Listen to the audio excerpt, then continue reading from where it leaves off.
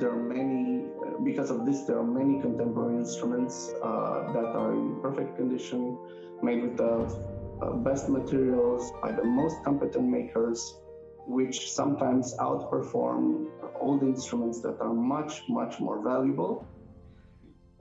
However, there is one component in the sound, if I can say like this, that cannot be changed and cannot be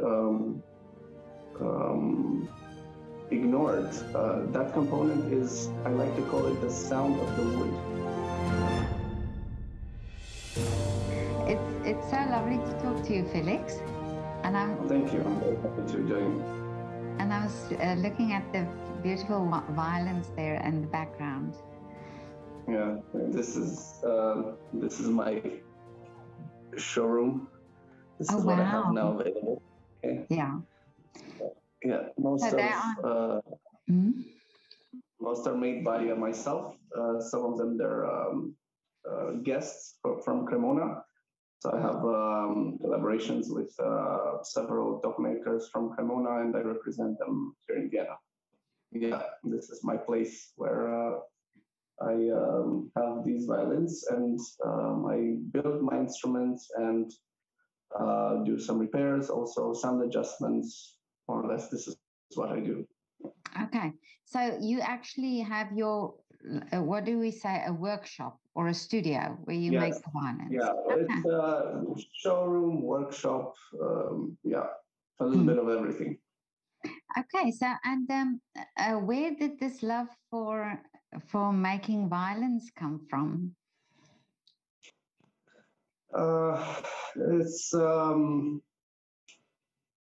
It's a long answer. I think it was in 2 or 3 stages. The first interest came in 2007 when I was in high school and I was preparing for a competition. I am a violinist also. So while playing, I visited a violin maker, which had a very interesting collection of fine bows and instruments, and he's also an expert and collector and so on. And I had the pleasure to try very, very beautiful bows and violins, and I started to be interested in the subject of fine instruments. At the beginning, just to learn more about the schools, the different makers, about sound, and so on. Later, totally unexpected, I would say, I switched or I began to make instruments as well as playing them when I was studying at the music academy. And the first violin I made out of curiosity. Everything started with playing a Stradivari violin. At that moment, played by Corina Belcea, one of my mentors. And I was so impressed with that instrument's quality and potential and overall behavior in your hand. It seemed like that wood was, it had qualities that you wouldn't expect. It reacted in a way that you wouldn't expect from a piece of wood. It had 3 times, 4 times more availability for sounding, so to say, than a normal violin. And of course, the question is, how come Stradivari achieved this? How is this possible? I mean, it seemed literally outstanding, magical, surprising. I don't know how to describe it. And then I asked myself, how nice would be to pursue this quest to at least understand a part of what Antonio Stradivari did to achieve this result in my lifetime. Wouldn't this be a nice experience and a nice reason to live, you know, a nice reason to dedicate my professional career to? And that's how it started. I was convinced that I will be able to do both careers simultaneously. My example in this matter was Pietro Guarneri of Mantua, who was leading the Duke's Orchestra in Mantova at that time, in the beginning of the 700s. And also he was one of the best violin makers at that time and now considered in history. In time, I simply went more into making, and after finishing the music academy, graduating the music academy, I decided to go to Cremona to study violin making, because finally I got to a point where I felt that I must do this step, and I took 3 years. I like to say it like this: I took 3 years of my life and went to Cremona to dedicate them to violin making. I've graduated there. I lived for 4 years in Cremona, and I graduated the Antonio Stradivari Violin Making School. And now I came back to Vienna, the city where since high school I wanted to come and play here as a violinist, because I had this idea that there is no greater city in terms of classical music tradition than Vienna. So I think that the most important thing is in a place is how people, how the society rates classical music, how important classical music is in a society, in a city, in everyday life. And I think Vienna is one of the cities that probably dedicate the most to classical music as far as I've seen. Yeah. And right now, yes, I'm entering my 13th year of violin making. I made almost 50 instruments. I'm honored to have many of them in very, very competent hands. I'm happy that although I didn't have the possibility to play with all these great players, still some of my work is with them and they trust it. And I think the thing that this object, when you make it, lasts for so long, it's a more lengthy contribution to art than what I could give as a player just to play for an hour, for several concerts. I think for me, it's a better feeling in a way. Oh yeah, I understand what you mean. And have you now discovered the secret, or do you know what was it that Stradivari did that made it so still to this day such well-known instruments? There is the secret that I've discovered, let's say like this, is that there is not just one secret. There are so many little secrets that piece by piece they create a final product. I like to say that every complicated thing is a sum of several uncomplicated things put together. We put a man on the moon. How did we achieve that? Which with let's say a suite of several little physical breakthroughs, technological breakthroughs, which enabled us to make this step, right, as mankind. Same thing with a violin. To make a violin is a simple thing. To make a good sounding violin, it's something very complicated.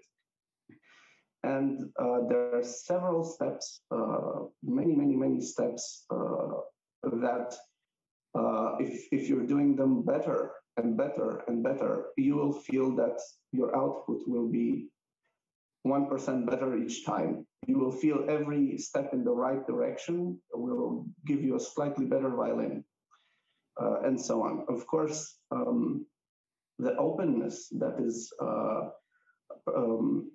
that characterizes this craft in the last 20 years, 30 years, and thanks to the internet and a modern ways of communication, the average level has risen considerably. Makers are now able to study much more easily, to learn from colleagues. There is a culture of sharing knowledge, which is extremely important. In the past, makers were guarding their secrets. Now, I mean, what you can see there, it's a little library, some Yeah. books. Yeah. These are some of the books that are available now in the market, and they contain very, very, very valuable information, and you can learn so much from them. Even if you completed training as a violin maker, there's so much, so many new things you can learn. There's always something new that is being shared, a new discovery.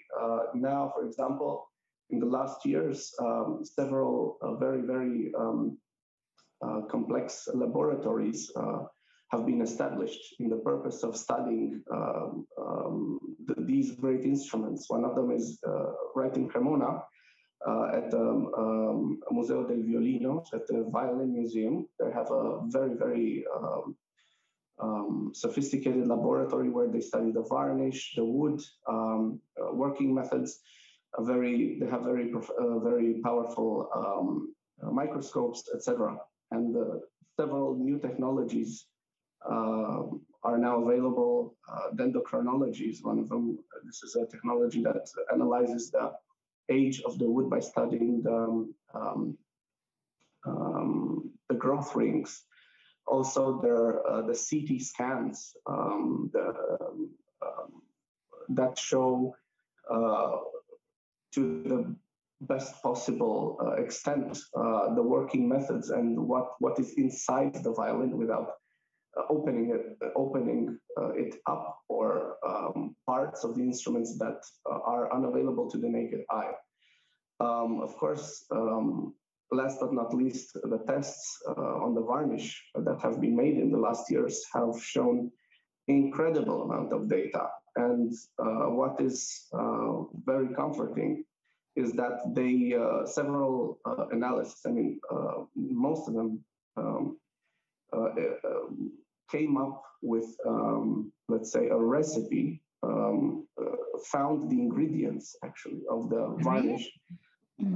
Yes, and it's the surprise was not a surprise. It's actually it is that the Stradivari's varnish. It's actually a very simple recipe, but from a simple recipe to applying it, to trying it, to maturing it, to the impact of time of 300 years.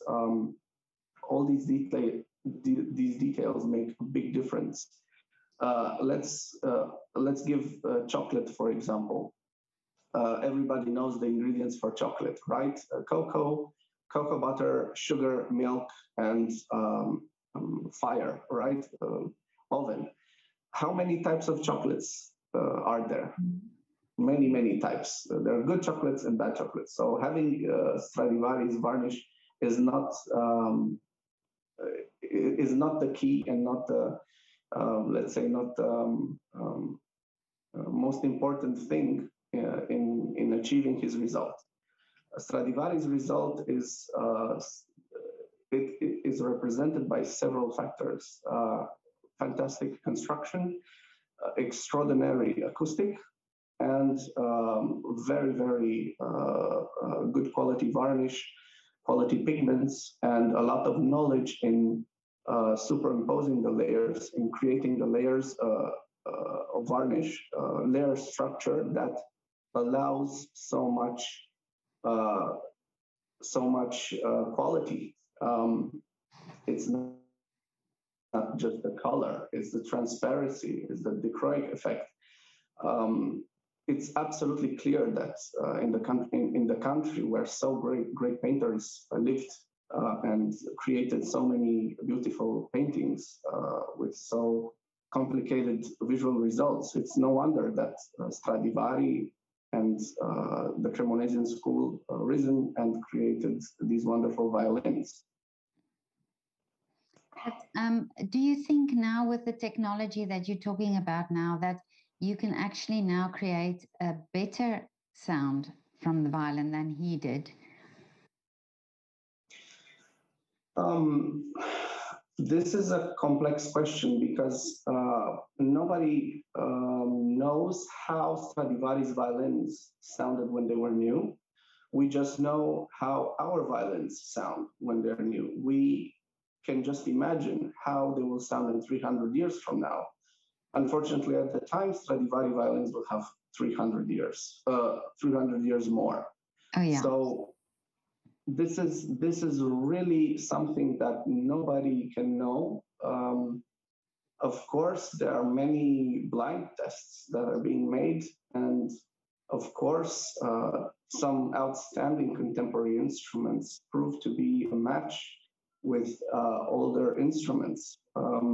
It's impossible to make a clear ranking of which is the best, which is less good, because every violin has a different sound, has a different level of sound. There are better sounding Stradivari there than others, mostly because of the restorations that went through.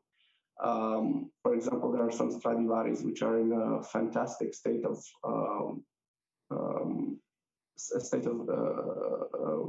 preservation, so in fantastic condition, that sound wonderful.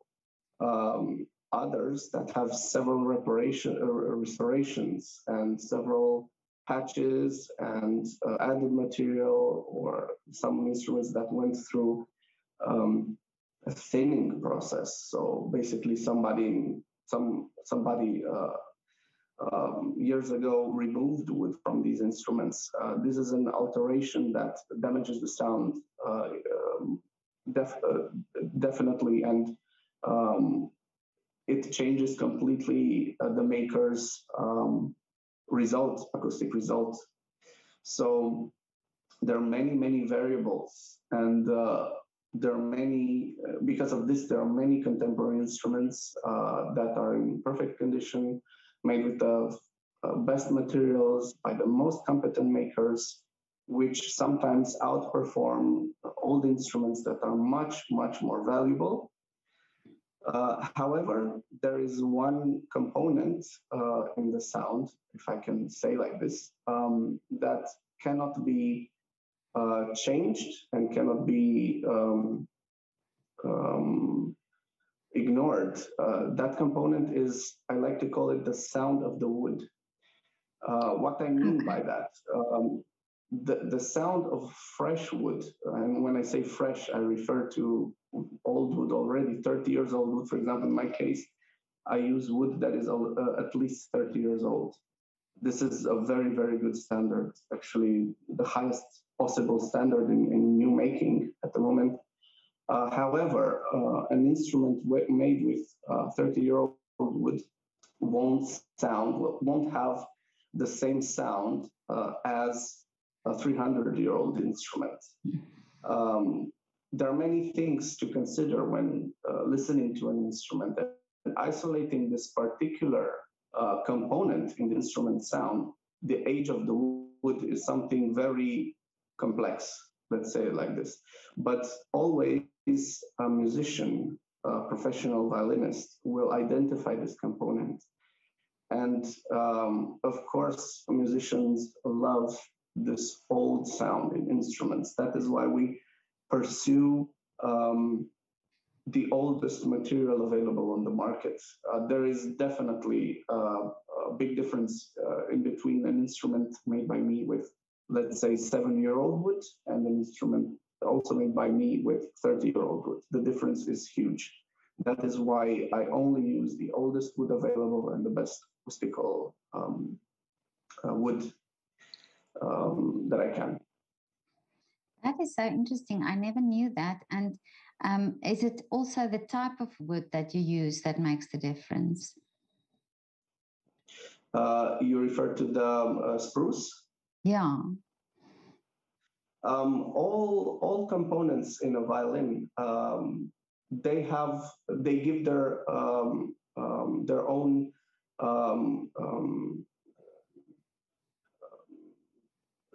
part to the sound, to the vibration of an instrument. Even a fingerboard, an ebony fingerboard that many consider that it doesn't have resonance. Well, actually it does. And the difference between a very dry, very old ebony fingerboard, a very dense, beautiful, homogeneous density, and dry fingerboard, an old fingerboard on a violin will make a considerable difference. So it's not just the top, it's everything. The back, we like to say that the back plate of the violin has the most impact on the power of the instrument, and the top on the quality. This is not just like that. It's not like exclusively power for the back and exclusively quality for the top. It's not like that. It's a mixed result. What is also very important is the density of the wood. As I said, you can anticipate, let's say, the personality of a violin by choosing a softer wood or a harder wood. A softer wood will give a more mellow, warm, seducing type of color, a very gentle sound, while a harder wood will give you a more solistical, more brilliant, more clear, more articulated sound. So this is what one of the things we consider when somebody comes to our shop and tells us what type of sound are you looking for, when we ask them what type of sound they're looking for.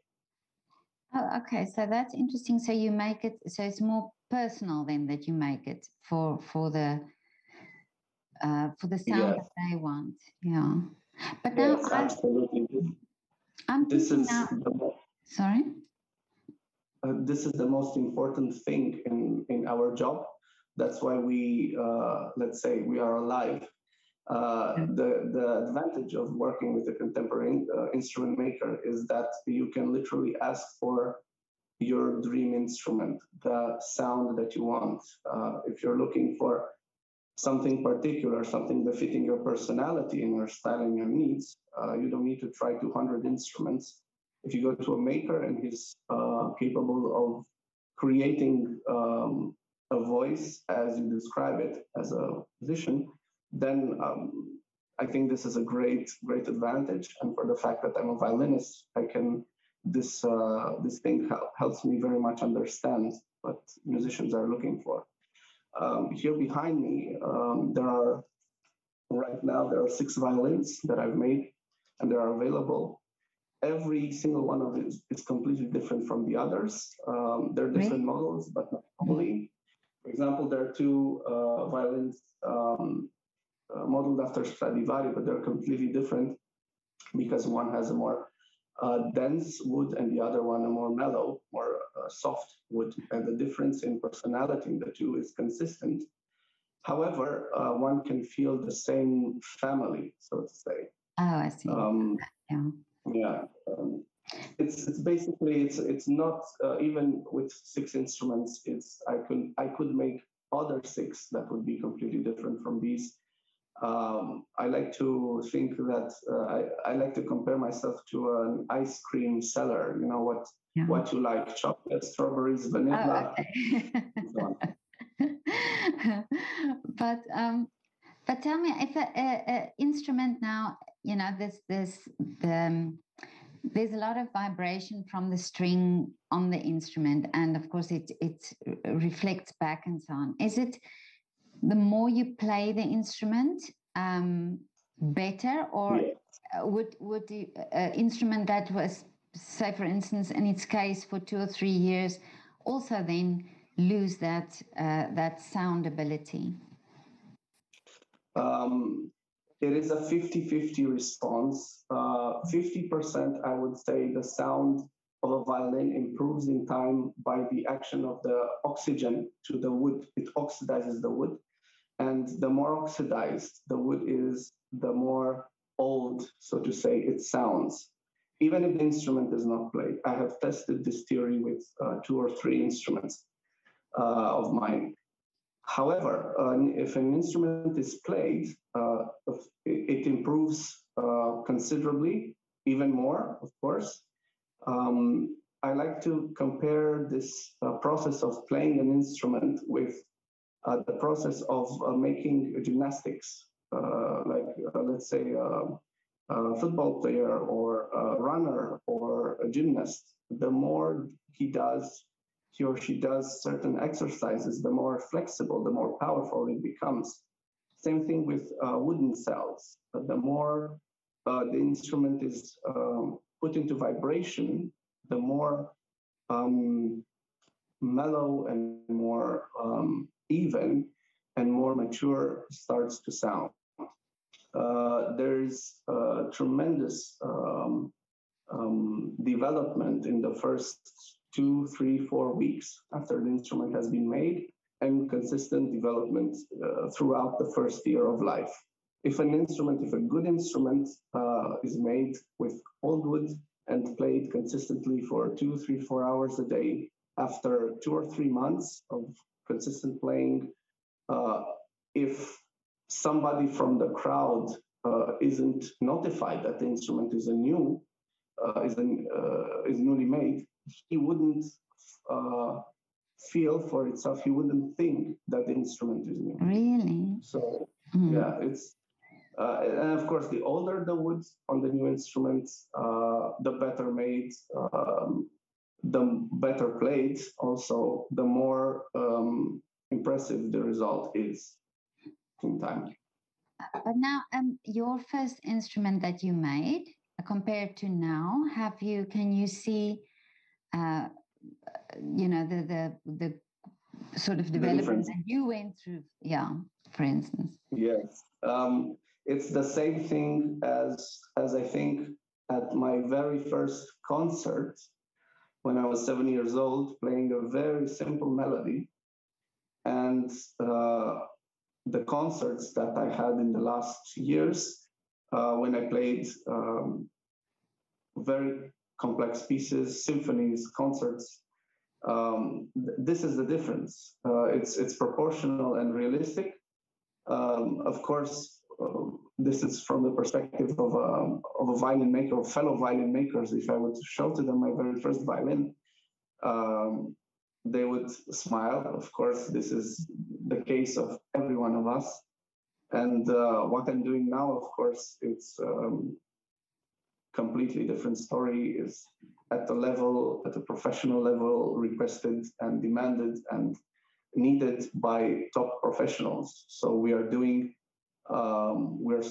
trying our best to do something befitting the abilities and the demands of the most demanding players. And the better they are, the more demanding they are from the instruments. And that makes us, that is a beautiful challenge we pursue every day. And with every single instrument, we also like to say that the next one will be better than this one. Yeah. We never say this is my best violin. We say the next one will be even better. Will be better. But your first violin, I hope that you keep it very special, because I think this is always that first one that you did is the. Of course. Yeah. Of course, the very first one. I think nobody. There are very few makers that sell their very first one. I haven't sold it, of course. I keep it in my house, of course, at my place, and every time once in a while I take it out and look at it, and of course laugh a little bit, thinking, remembering all the trouble I went through, all the problems that I've discovered. Making an instrument is a journey, and the first time you're making this journey, you hit your head at every corner, at every step, and these are small little defects that you see in the instrument. And with time, great experts and connoisseurs can see and actually look and admire every, let's say, turn of the knife that can be observed in Stradivari's instruments. Every turn of the gouge, you can see very, very discrete signs of tool marks, even more in Guarneri del Gesù. And this is how we can figure out what they did and how they did it in achieving that result.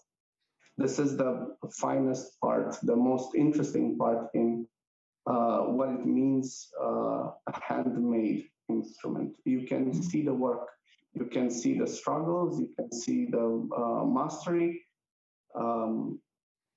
That's it. It's a story. It's like going to a concert and you see, for example, you go to Kavakos, to Anna Sophie Mutter, to Rachlin, and you listen to the same concerts, to Beethoven or to Brahms, and you admire them for the solutions they find to the problems, the technical problems and the musical problems the particular piece has. That is the beauty of it, and this adds value to the idea of handmade. Even if it is playing a concert or making a violin, it is handmade. Yeah. Do you have a signature on your violins to show that it's your violins? Yes, unfortunately, I've already discovered some fakes signed Really? in my name. Yes, yes. If you're active in Cremona for a few years, somewhere in some parts of Europe, somebody will discover your name and label some instruments with your name. And because of that, I took some measures. Sorry. My instruments are hand signed, iron branded inside the instruments, and also in several areas. Some of them are hidden from the naked eye. And anyway, I already, I mean, each maker after a few years of practice already starts to develop certain signature styles, or a signature style, or particular small particularities in style and workmanship that will help an expert later identify the instrument. Oh, I see. Okay. Well, on the one hand, it must be a compliment that people actually want to copy your instruments. You know, that it's so good that it that somebody wants to copy it. I don't think they're doing it because of the quality of my instruments, but because the fact that my name is associated to Cremona. Oh, so I see. Okay. That's, yeah, it's, I don't know, it's this copy industry, it doesn't have a future. The knowledge, and the competence and the ability and the methods of examining an instrument today used by the top experts in Europe and the US and Asia also. So the top experts around the world, they can't be fooled with these instruments. However, musicians can be fooled, unfortunately, because they don't possess expertise, ability. That is why it's very important. Every instrument that is being bought and sold must be accompanied by a certificate of provenance. Unfortunately, even those certificates are being forged, if I can say like this.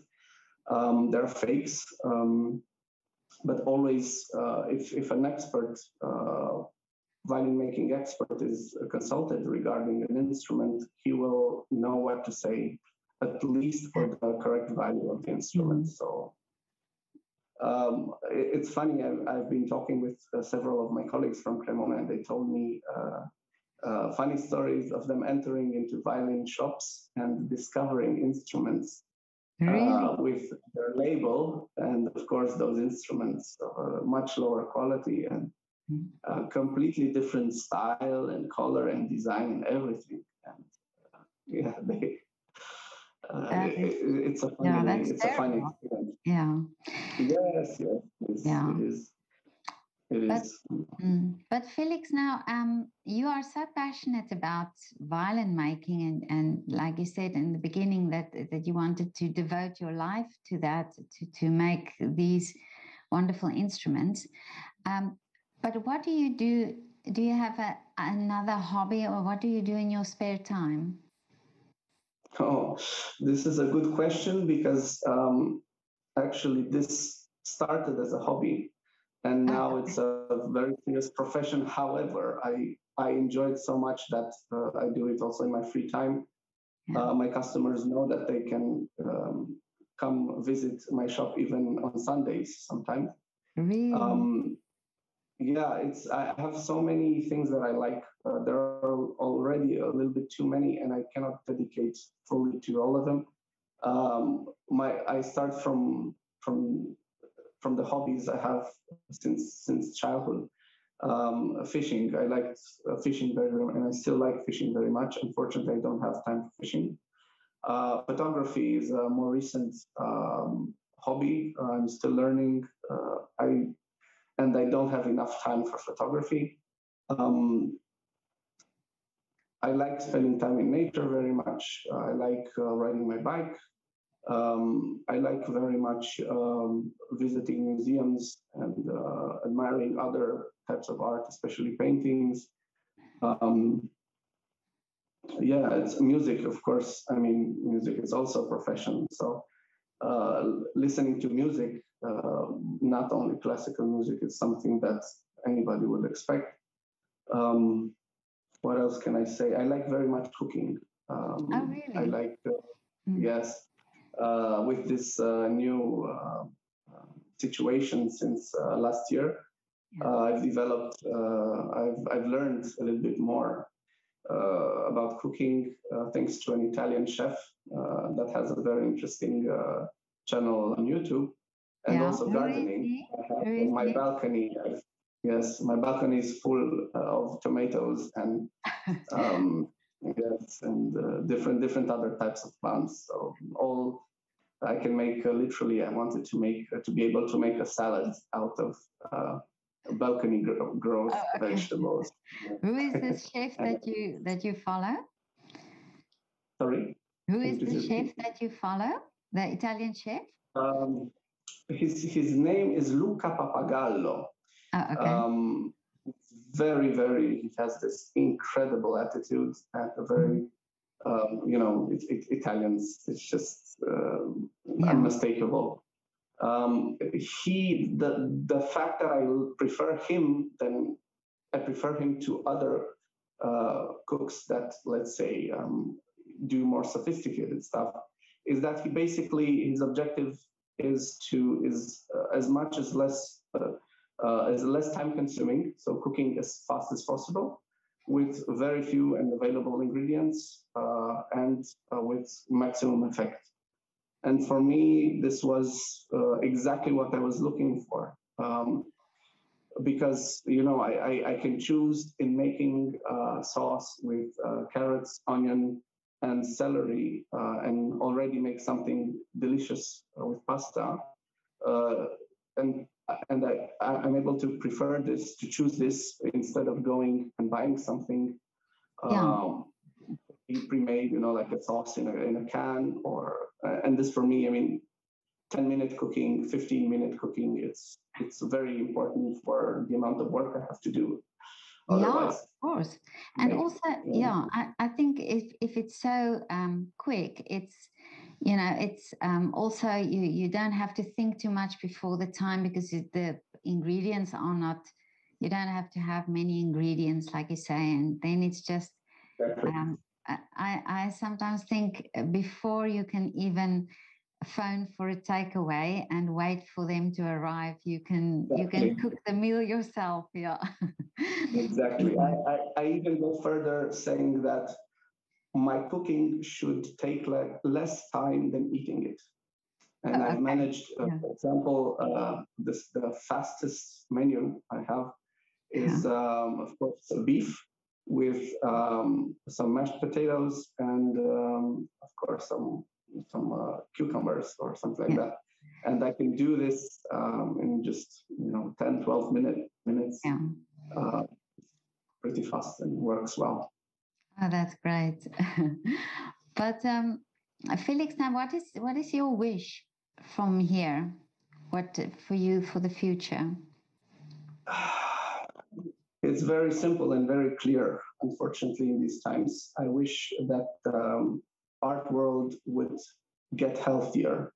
And I'm not referring now to this disease, which obviously is a great problem, but to the marginal, to the secondary problems that has created. The amount of professional, astonishing musicians that require a good quality instrument and can't afford it is dramatic. It's the second time I experienced, for example, now we're in lockdown, right? Since 2 days, a partial lockdown, right? And immediately, two of my customers that were about to come this week and test instruments, they called and said that because of the uncertainty, their financial situation is different, and they simply cannot afford, although they need so much an instrument. Unfortunately, now players need something and can't afford it. It's a one thing to get something better for the sake of having something better, or just for wanting to have something better versus needing something. There's so many great performers that are being dragged down by the limits of their instruments. And they can't find a solution to finance an instrument. They know that contemporary instruments are a fantastic solution in the price range. Old instruments under 25,000, they're unable to offer the same sound quality as modern instruments in the 12, 15, 18,000 price range. They know it, they come here, they try instruments, they like them, and they simply cannot finance them, cannot purchase them. One solution that I had to embrace was to create several types of monthly installment deals, even as long as 3 years, just to help musicians have such an instrument before they can afford to fully pay it. Another idea that I had was to literally offer some of them on a rent type of deal. This is really complicated for us as makers, but it's a big compromise that I feel that I have to take as a maker in these circumstances. Even like this, even in these circumstances, people, great musicians, I'm referring to, they can't afford 200, 300 euro monthly installment.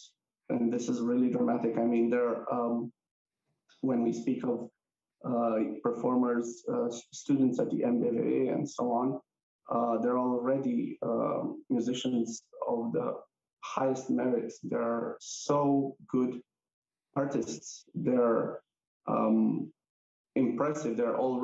Most of them can sustain professional career even while they are studying here, and they need so much a better instrument. However, they can't afford it because they have to pay rent, they have to study, and the little money they can earn from very few gigs in this time, it's just enough for them to cover rent and the basic needs. This is a tragedy, and I hope people will move in, people with more resources that would be interested in investing and helping talented people have an instrument befitting their ability. Yeah, I so agree with you there. And I think overall, if you just see what the musicians go through to become musicians, already that should increase the value of what they are being offered. So I totally agree with you. There should be a different mindset towards the arts and artists as well. Well, this is why I do these interviews, so that we start talking about this as well, and that people also get to know artists and understand what it takes to become an artist and how much value that has in our society. So it is a very interesting perspective that I've discovered when I moved out from the practice state of living, which is a must for artists. When I came out of the playing world, of this bubble, and moved in another bubble, which is making instruments and selling them, I realized how important is this factor of wanting something versus needing something. When in times of crisis, people focus mostly on what they need, on what they need to have, things that they can't live without. And unfortunately, it's tragic that something so complex and so valuable as music and culture in general is not something of high necessity, of immediate necessity. Of course, it's a great necessity in the perspective we like to think, but for living, for surviving, it's not a necessity, and this is a tragedy. I look at different other areas, fields of activity, how much request is for people, for professionals in different areas.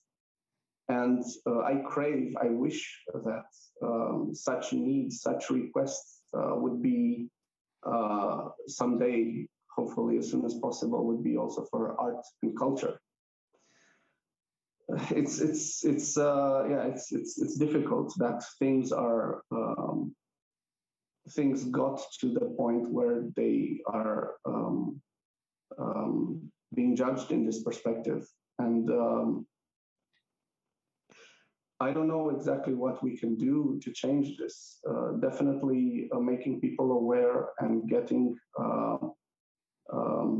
in the light, spreading out the word and reaching other people is the most important thing we can do. Yeah.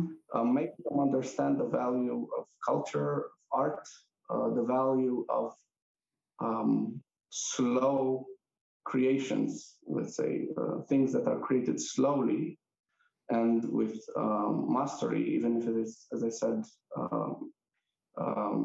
concert, recital, an instrument, a painting, anything. This must be taught, and this must be promoted. We hope that we can only hope that people can choose to recognize this and not fall for, let's say, cheaper, faster attractions, because there are so many, right? Yeah. Today. No, that's true, and I think it's also to do with education, and that we should start with children. That we should start with the education, and that would also then we grow then appreciation for the art through teaching art. I think that is what I think would be a very good place to start. Yes, of course. I think things here are much better than in other places, definitely. Yeah. I see so many young people learning to play on an instrument just for the pleasure of doing it, just for the purpose of doing it, not to do it because some other secondary benefits. Yeah. And as long as this spirit and this desire from parents will exist, there is hope. Yeah. That is why I consider Vienna and Austria generally a much healthier area for culture and classical music than others. There is this great tradition, this great legacy here. Not only Mozart. I'm thinking of of Mahler, of Bruckner, of Brahms. They lived here in Vienna. They left their legacy here, and this is important. There's continuity, and even today we can see how much um, um, how much richness there is in the cultural life here. Definitely. So also, I look at some classical musicians that are making the step towards the internet, towards creating content, if I can use this term, that would be interesting for people outside our bubble. Many hundreds of years, people were worried that because of this exquisite, particular art, which is classical music that proposes something sophisticated, something not so easy to grasp, right? Might lead to its demise. Luckily, it didn't happen. And again, luckily, these young people mostly, they're making the step outside our bubble, and they're trying to show the beauty of classical music to people that haven't experienced it via the internet. All around the world, they can reach people from every corner of the world. Yeah, I agree. And I think it's a wonderful thing that they do that. To invite people into the music and to give them a taste of it. I think so. Yes, little by little. Yeah. I now when I look what I've liked very much when I was young and what I still like now is to look at cartoons, especially Looney Tunes and Tom and Jerry. I think they're what's the word? They're some of the best. They're masterpieces. They're literally masterpieces of the visual arts. Now, with adult eyes, I can see how incredible and how creative and how beautiful they are. And what I noticed and what I like to notice, how often classical music is used in cartoons. And this definitely created a taste for classical music in today's adults. Seeing Tom conduct or play the piano, the famous Hungarian Rhapsody, or these are very, very important moments for a child when he can discover classical music. And I hope that classical music is still included in today's cartoons, which unfortunately I don't follow. This is something important. Yeah. No, I agree with you there. I think it's a wonderful way of also subconsciously getting them accustomed to the sounds. Yeah. But Felix, this was so lovely to talk to you. It is so interesting to talk to you, and I'm so glad I can see some of your instruments in the background. And I would love to one day come and pop in and see your studio where you work. Would that be possible? Of course, I'm looking forward. Yeah, no, I would definitely come around, and I would love to have a look at all your at all the violins and just how you work there. That would be so interesting. Thank you. The format is not the ideal for, let's say, exemplifying my affirmation of how different the sound of the instruments are. It would be nice. It would have been ideal if I could play 4 or 5 of them, so that people would have a feel of, would have an example of how different instruments can be. Of course, this is not possible, but I think this is the best and most important thing in our job today for modern makers is to create instruments with personality, instruments that are immediately befitting the needs of top performers. Yeah. And this is something that musicians must not miss, the opportunity of finding a voice that is theirs, it's characteristically theirs. There is this expression, custom made. I don't know if it suits this profession, but definitely this would be one way of expressing what a contemporary instrument should be. Exactly what you think as a player, what you wish, exactly what you miss in your current instrument. And yeah, that's something that I missed as a player. I went through all the steps of needing a good instrument, and I know how important it is. I hope that things will be better soon, and these problems with isolation and limitations of gatherings will soon disappear, and regular artistic life will resume. And then I hope that, and I wish that during that time, musicians will be able to, thanks to their activity, will be able to afford an instrument that would make them happy. Will give them what they are expecting from it. Well, these are all wonderful wishes, and I'm glad you expressed them, because I think when we express wishes, they will come true. So that's wonderful. Yeah. Well, have a wonderful rest of the afternoon. Thank you. And I hope to meet you in person soon. I'm looking forward.